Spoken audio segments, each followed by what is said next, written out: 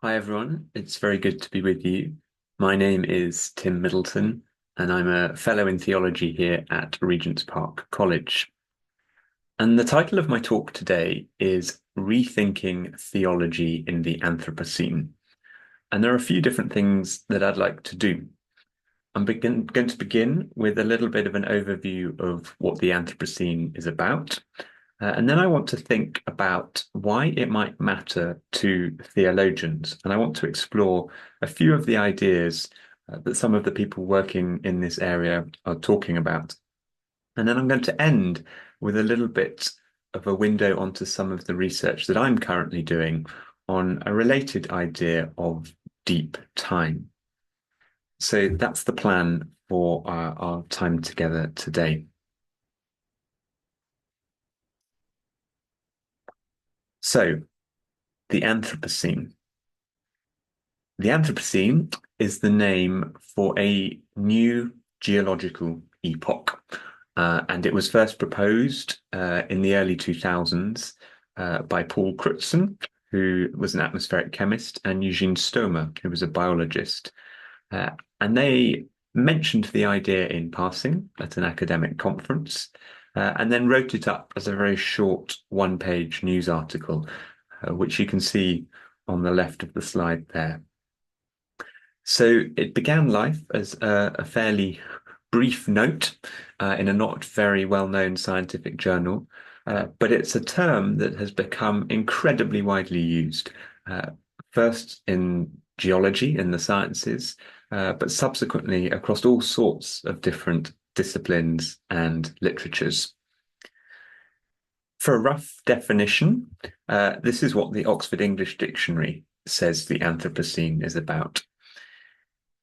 The epoch of geological time during which human activity is considered to be the dominant influence on the environment, climate, and ecology of the Earth. A formal chronostratigraphic unit with a base which has been tentatively defined as the mid-20th century.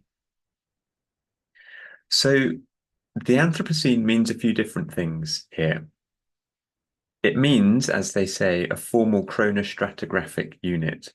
That is quite a precise geological definition about a marker in the rock record, and a marker which marks the transition between the previous geological epoch, the Holocene, and the next one, which is suggested to be the Anthropocene. But the word Anthropocene also means quite a lot more than just this formal geological definition.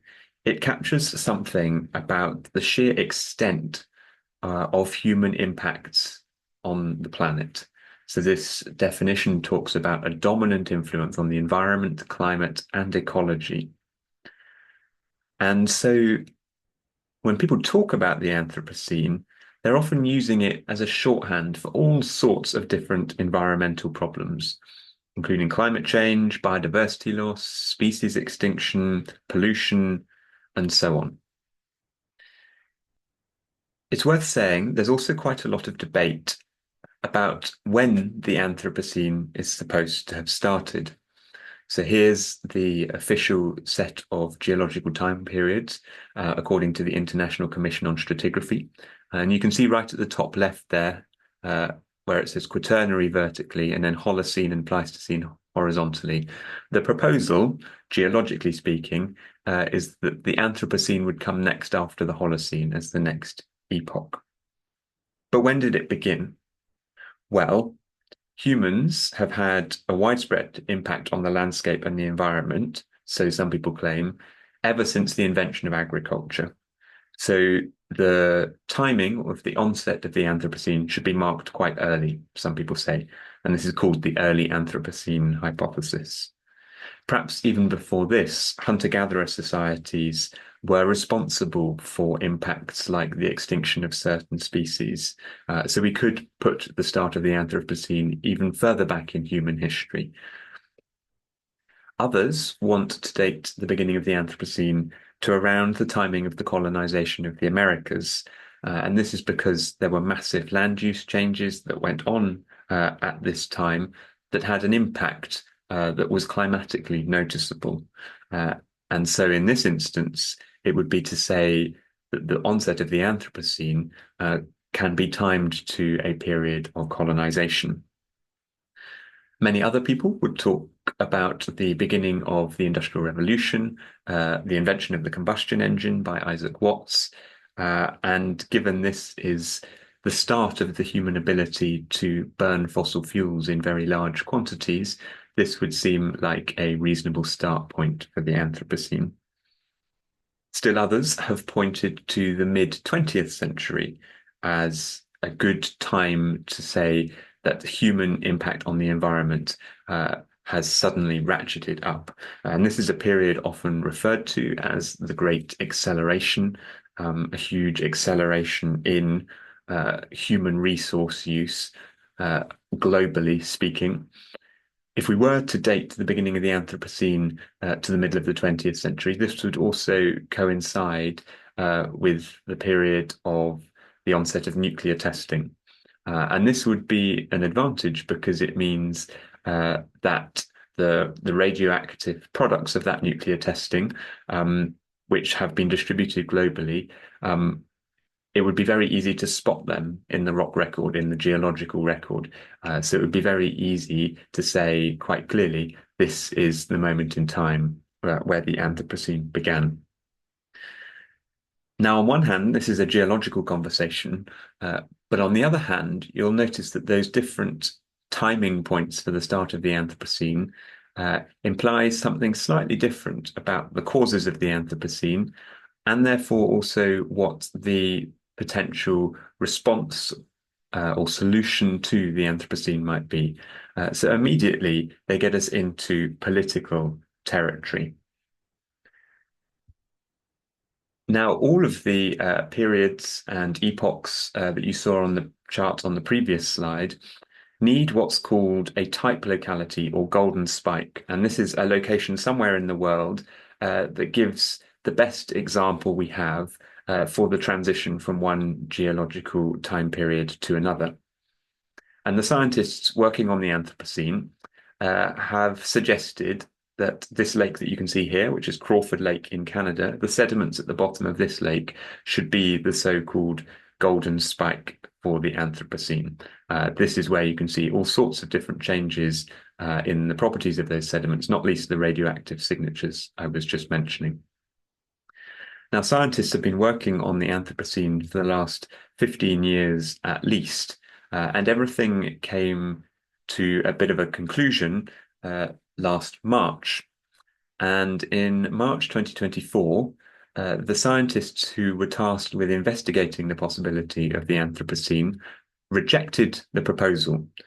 So the Anthropocene is in fact not accepted scientifically as a designation for a geological epoch. There are various possible reasons why the scientists reached this conclusion. Part of it has to do, I think, with the disagreement about the start date that I was just describing. I think also there was some uneasiness about saying that we have started a new geological epoch when, and the proposal that the scientists brought forward for consideration was the idea that it started in the mid-20th century. And if that's the case, then the Anthropocene has not yet even lasted as long as a human lifetime. And I think there was uneasiness in the geological community about saying already that we can be sure that this would be a new geological epoch. And also a concern about whether it's really possible to tie human impacts on the planet down to just one point in time like this. But if you read any of the news around the time that the scientists reached this conclusion, you'll also be aware that the whole voting procedure in relation to this was politically messy, and it's not entirely straightforward that the scientists have reached this conclusion. But the Anthropocene remains of interest to all sorts of different scholars and thinkers. It's become an incredibly popular idea in the media, in politics, and in several other academic disciplines. And even the scientists who rejected the formal ratification of the Anthropocene still said, quote, that it is an invaluable descriptor of human environment interactions. So there was a recognition there that it's a term that's so widely used, is not going to go away anytime soon. And this concept of the Anthropocene, this idea that human beings, or at least some human beings, are now acting as geological agents dictating the whole future trajectory of the planetary system. This idea has been of interest to scholars in the humanities for a while now, and for a few different reasons. One of the main ones is that by talking about human impact on geological timescales, it becomes very clear very quickly that some of the divides that we might have between nature on the one hand and human culture on the other hand need to be broken down, or are in fact false. So when we think about the Anthropocene, it becomes clear that for a scientist talking about nature, they also need to include the human being. Likewise, for a historian talking about history, they need to include the history of the Earth. We can't think about human beings acting as entirely separate from what's going on in the rest of the planet. And more generally, I think there's an awareness that if you were to only focus on the scientific side of the Anthropocene story, you would neglect things like power and history and ethics and politics, and indeed issues like colonization, slavery, the impact of extractive industries. All of these things, as I was hinting before, play into some of what we conclude about the Anthropocene, particularly in terms of its cause and who might be responsible for it. So it's an issue that's of interest to scholars in the humanities. There's also been some interest in the etymology of the word Anthropocene. So it comes from the Greek, meaning anthropos, meaning human, and scene, which has its roots in the word kainos, meaning new or recent. So the etymology of the word Anthropocene reveals that there's two things going on here. There's something about human beings, and there's something about time. And those two issues are issues where humanities scholars want to chime in as well.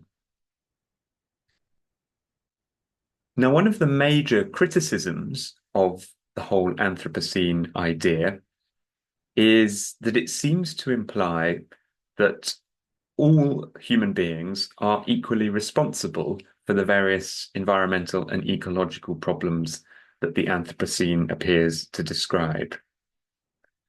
And that is manifestly not the case. So one of the famous early papers that pointed this out is the paper you can see on the slide there by Andreas Malm and Alf Hornberg. And they say that the concept of the Anthropocene has been guilty of completely ignoring the many inequalities that exist between different groups of humans. In short, it's an elite, privileged few who are responsible for the vast majority of the environmental problems associated with the Anthropocene. And there are large numbers of people who are negatively impacted by the Anthropocene, but bear very little of the responsibility for it. Off the back of these criticisms, there have therefore been quite a few suggestions of other possible names for the Anthropocene, which try to be a little bit more specific about the human beings who are at fault and ought to bear the responsibility. So one would be to call it the Capitalocene, and that is to pinpoint the blame on industrial capitalism specifically. Another would be the Plantationocene, and this is to say that the logic of domination developed on plantations where slaves were held and put to work, that this logic of domination is also the logic of domination that underpins human abuse of the planet and ultimately gives rise to the Anthropocene.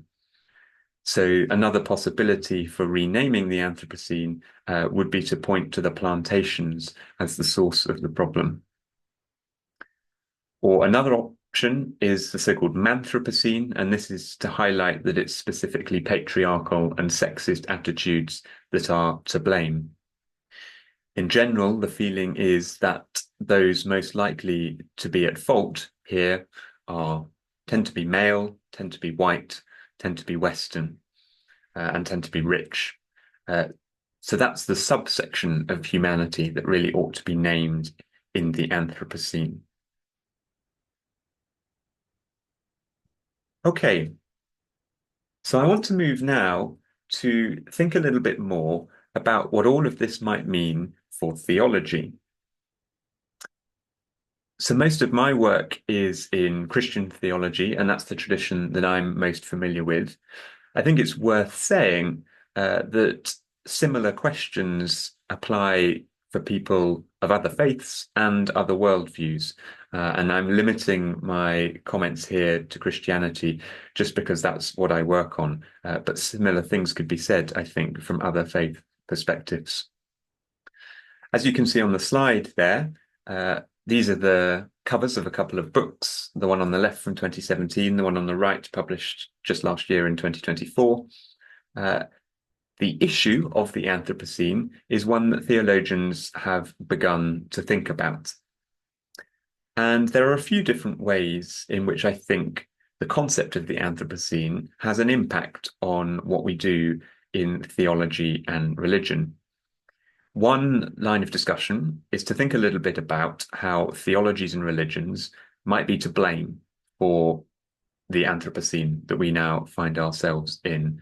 Are there particular attitudes and beliefs that have contributed to causing our environmental problems? This is a fairly common strand of thinking that we find within eco-theology, so-called. There's a fairly famous article by a historian, actually, called Lynn White, that was published in the late 60s, in 1967, where he accused particularly the Judeo-Christian tradition of a whole set of attitudes that he thinks led to environmental crisis. So one of the lines of thinking here is to use the idea of the Anthropocene as an opportunity to revisit some of those critiques and to think a little bit more about how and why religions, Christianity in particular, might be responsible for ecological damage. But what I want to think a little bit more about today is a slightly different question, which is how theology itself might need to be rethought in the context of the Anthropocene. And I think it's fair to say that theologians do not agree about the extent to which theology might need to be rethought. Is this about a fairly modest retrieval of tradition, or are there theological ideas that need radically rethinking in the light of this Anthropocene? So, for example, Ernst Conradi, who's a South African eco-theologian, suggests here something that's a little bit more towards the radical end of that spectrum. He says the Anthropocene prompts this moment of truth, a kairos moment, as he calls it, where the future of the church, of humanity, of civilization, of other species, and perhaps even of life on this planet is at stake. It sounds fairly grandiose, but I think what he wants to reinforce is just how serious this moment is in terms of the extent of human damage being caused on the planet. Conradi even proposes another possible one of those names for what the Anthropocene should be called. He calls it the Hamartiocene, and he means by that an age in which the global impact of human sin has become evident. So that's another possibility alongside Capitalocene, Plantationocene, Manthropocene, and so on. And I think it's important to note that the people thinking in this area want to highlight that the Anthropocene is not just another issue or challenge for theologians to address. The Anthropocene is the context in which theology is taking place, in as much as all theology is done by human beings on planet Earth, if the changes that the Anthropocene describe are affecting the whole Earth system, then the Anthropocene is the context for theology rather than just a challenge for theology. So here are a few thoughts, questions that I think theology needs to perhaps revisit in light of what we've been saying about the Anthropocene. So the first would be to ask, what does it mean to be human in this so-called age of humans, Anthropocene being the age of humans? How does the arrival of the Anthropocene prompt us to rethink the place of humanity in relation to the rest of the natural world? And this prompts a bit of rethink for those theologians who work on theological anthropology, that is, theological visions of the place of human beings within the universe. So several religions, including Christianity, have been criticized for being too focused on human beings, that is, too anthropocentric. So naming the next geological epoch after humanity seems to be a pretty dangerous move. It seems to only encourage the sort of triumphalism and exceptionalism that religions like Christianity have long been criticized for, putting ourselves in the very name of the time period we are in, the Anthropos, in the Anthropocene. On the other hand, maybe naming the next geological epoch as an Anthropocene will prompt a greater sense of humility on the part of human beings. It will be pretty shocking to us that we have had such a huge impact on the planet, and we will perhaps be a lot more humble as a result. So I think theologians need to think quite carefully about what it means to be human in the Anthropocene and what it means to flourish as human beings in the Anthropocene. And some of the standard religious answers to these questions might need revisiting. For as long as human beings felt vulnerable within nature, and vulnerable to things like disease, natural disaster, and so on, it's been quite tempting to think about human flourishing and human freedom in terms of escaping the limitations of nature. But one of the things that the Anthropocene reinforces is the way in which human beings are ultimately completely embedded within and reliant upon nature. So to give you just one example of what this looks like theologically, this might result in some quite different approaches to and interpretations of the story of creation in Genesis. So the way in which the story is often read, human beings are created last in the account in Genesis 1, and this looks like it sets human beings as the most important aspect of creation.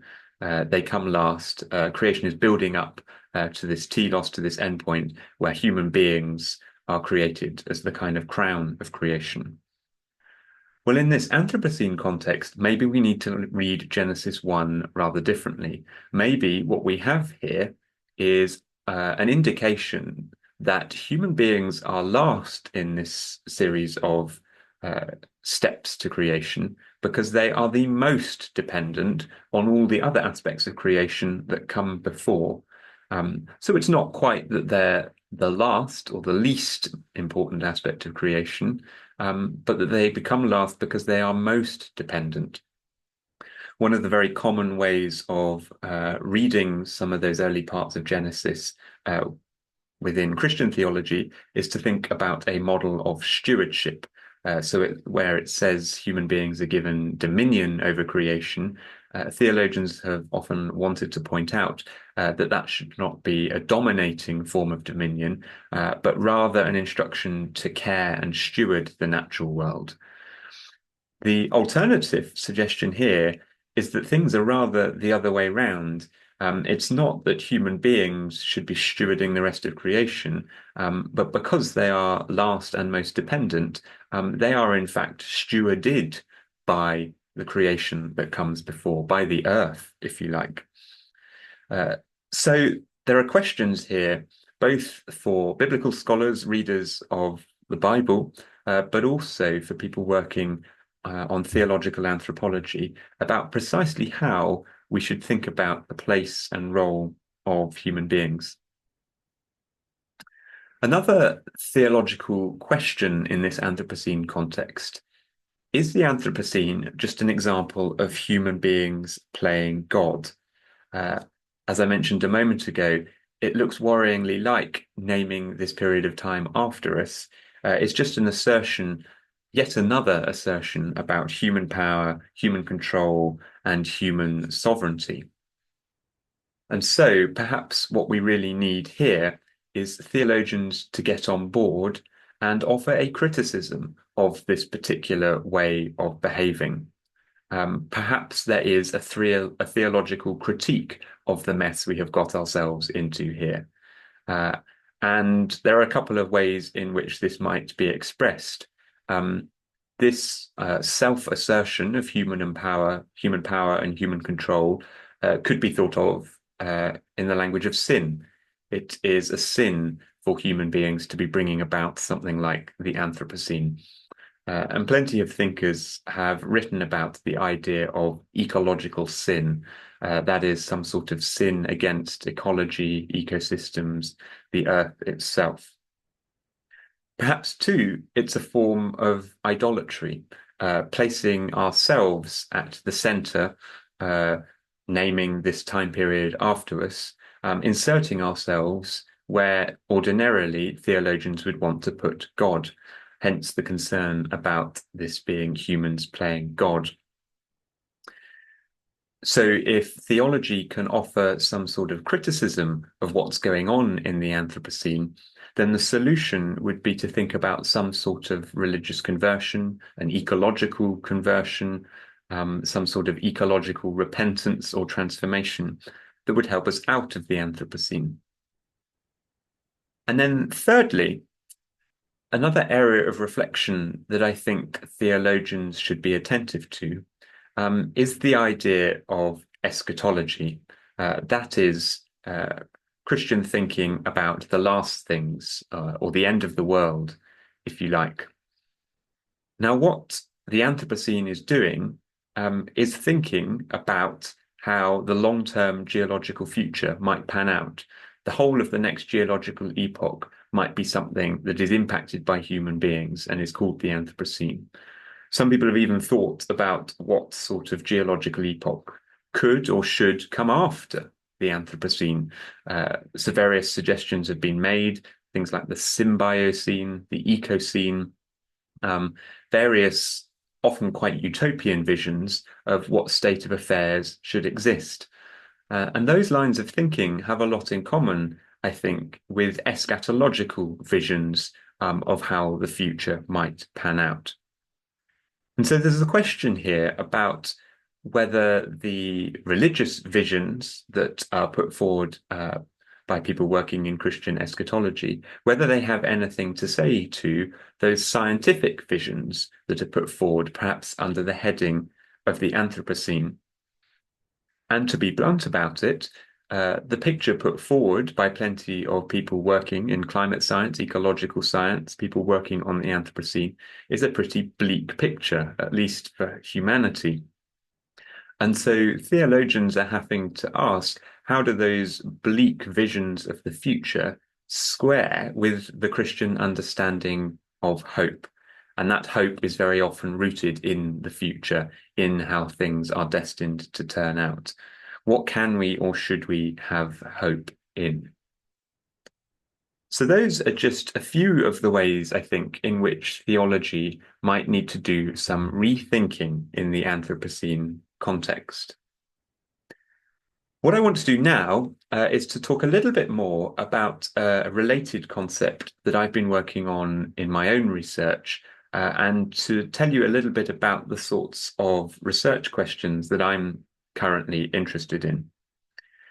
So the concept that I'm working with is this idea of deep time. And deep time just means geological lengths of time, thousands, millions, tens of millions, hundreds of millions of years. Um, and this refers both to the geological past, to the hundreds of millions of years in the Earth's past, but also to the potential future of the planet. There's a deep past and a deep future. And so I want to say a little bit more about this idea of deep time, and then again, think about why a theologian might be interested in this concept. So the person who's credited with the geological discovery of deep time is the Scottish geologist James Hutton. And one of the field sites that prompted some of his thinking on this issue is the picture that you can see in the background of Sicker Point, which is on the Berwickshire coast of Scotland. And what you're looking at here is what geologists call an unconformity. So you can see on the left-hand side some rocks that are sloping gently down to the left, but they're pretty much horizontal. And then you'll notice that underneath them are some rocks that look almost vertical. And what Hutton realized is that a very large amount of time is needed to produce this rock formation if we assume that the processes that created it operate at a similar rate to the rate that they do today. So the way we get what we are looking at here is to have sediments deposited at the bottom of the seabed, for example. They're deposited horizontally. They're then turned via a process of metamorphosis into rock. And the rocks are then tilted as a result of tectonic activity. So they're no longer horizontal, they're made vertical. Then they're eroded to create a new flat surface. That flat surface perhaps finds itself underwater again. And then you get new sediments deposited horizontally on top of that. And the junction between the two different rocks, that surface, is called an unconformity because it represents an absolutely huge time gap between the deposition of the first lot of sediments and the deposition of the second lot of sediments. And Hutton famously concludes at the end of his theory of the Earth with the quotation you see. The result, therefore, of our present inquiry is that we find no vestige of a beginning, no prospect of an end. So the discovery of deep time certainly prompted discussions about, for example, the age of the Earth. And there were conflicts that arose in the late 18th and 19th centuries about the scientific timescale as compared to a fundamentalist religious timescale, which was committed to a much younger Earth. So there are a set of questions there about the geological past, but that's not what I want to dwell on here. I'm interested here in how we think about deep geological time in the future. And this is where this idea connects with the Anthropocene. The idea of the Anthropocene epoch is talking about a potentially long period of time, maybe tens of thousands of years, maybe longer, that's extending into the geological future. There's been quite a lot of writing on deep time recently, both in popular circles and in academic circles. And deep time has become of interest to people in the environmental and ecological spheres because I think it has the potential to act as a kind of moral motivation. So we know that plastics persist for centuries, nuclear waste must be stored securely for tens of thousands of years, atmospheric carbon dioxide could take hundreds of thousands of years to return to pre-industrial levels. Species diversity typically requires millions of years to recover from mass extinction events, and concrete will likely remain in the rock record for as long as the Earth survives.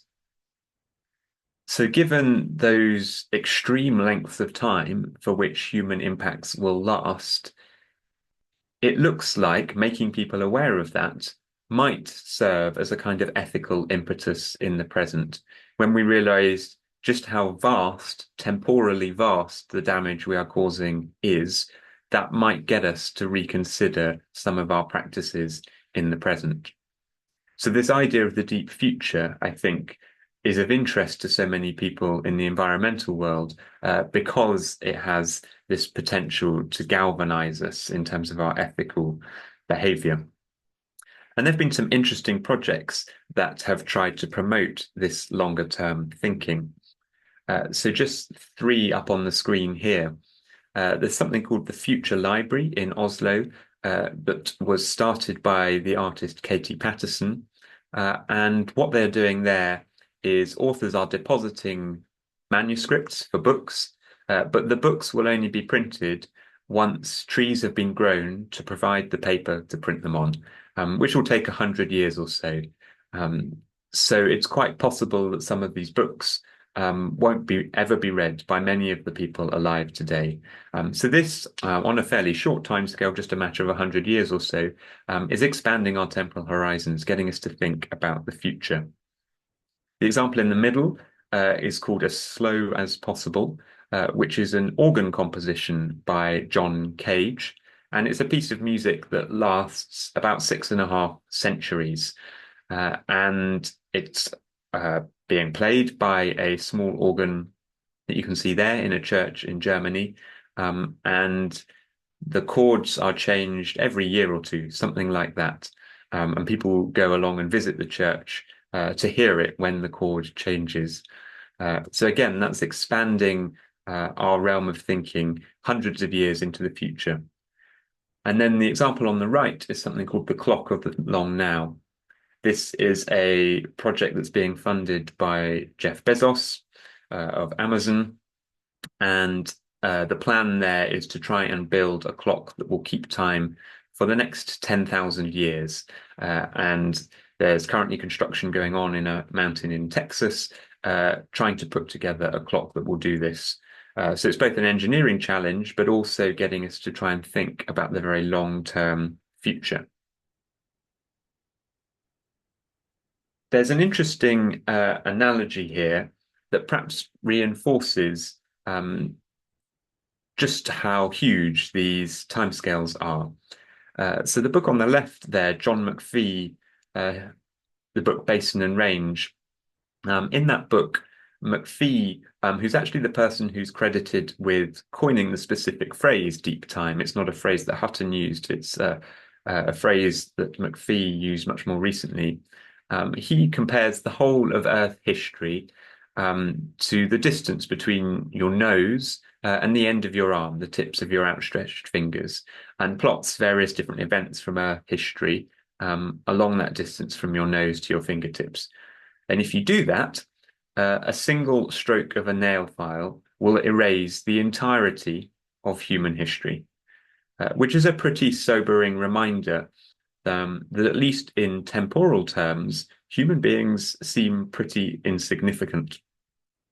And this is an issue that is picked up in the book on the right, Time's Arrow, Time's Cycle by Stephen Jay Gould, who was an evolutionary paleobiologist. And he thinks that we haven't properly reckoned with just how disconcerting the discovery of geological time is, and just how insignificant it might make human beings. And that's a challenge, particularly for theologians, but also for other philosophies and worldviews. So I think theologians too need to do some thinking about this concept of deep geological time. And I think there are three, perhaps more, but for now, three interesting ways in which theologians might want to contribute to some of these discussions. So one is actually to recognize that theologians might be able to contribute to cultivating this much more long-term perspective. This is something that's sometimes called cathedral thinking, and it comes from people recognizing and being impressed by the relative institutional longevity of various religious faiths. So the Catholic Church is often cited here as an institution that has lasted perhaps a surprisingly long time, given the changes going on around it.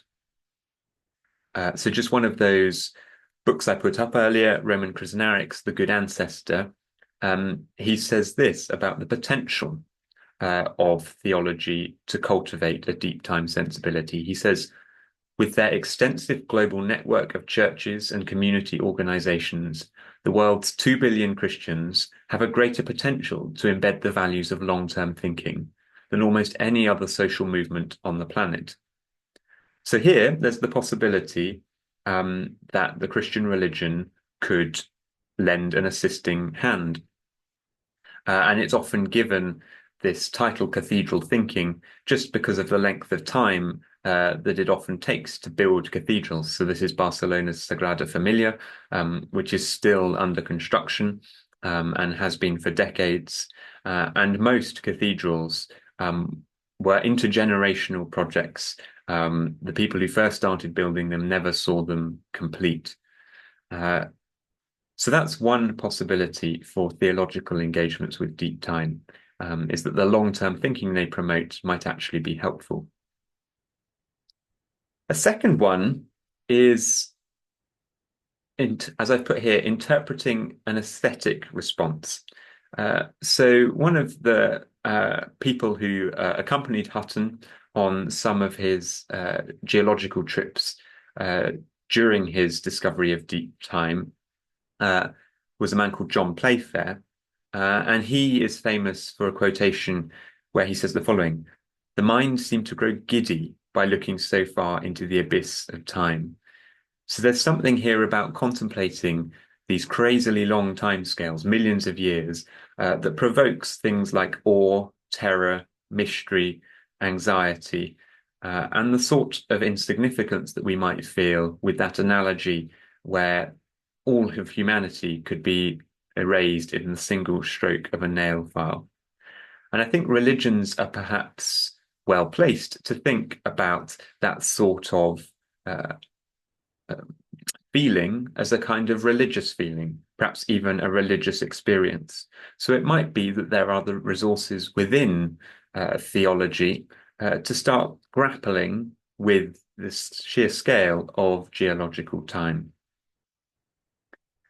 And then finally, I think there's this issue again of eschatology and the end of the world. And I think it remains a big challenge for theology to think about how its visions of endings, of utopias, of the eschaton, do or don't fit with the scientific expectations of how things might pan out in the future. Theology is also forced to confront, I think, the idea that human beings might ultimately bring about their own extinction. And given that so much of religion seems to be so focused on human beings, I think it's worth asking whether theology and religion could survive a human extinction. Is there anything that's worth saying theologically about a potentially post-human future? If there is, I think that would be a good sign that the theologies and religions we have in the present are not quite as anthropocentric as we might have feared. So I'm about to wrap up, but I just wanted to leave you with one final quotation that I think opens up some more of the way in which we might think about this discourse around the end of the world. It's a quotation that's often attributed to Martin Luther, but probably more likely comes from the German confessing church that sought to resist Nazi rule. And the quotation is this: "Even if I knew that tomorrow the world would go to pieces, I would still plant my apple tree."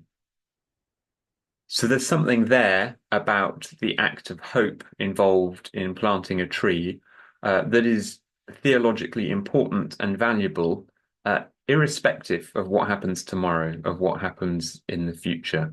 And that might just be one way of beginning to think a little bit about how theological understandings of hope might fit in with scientific predictions about what's going to happen in the Anthropocene and in the deep planetary future.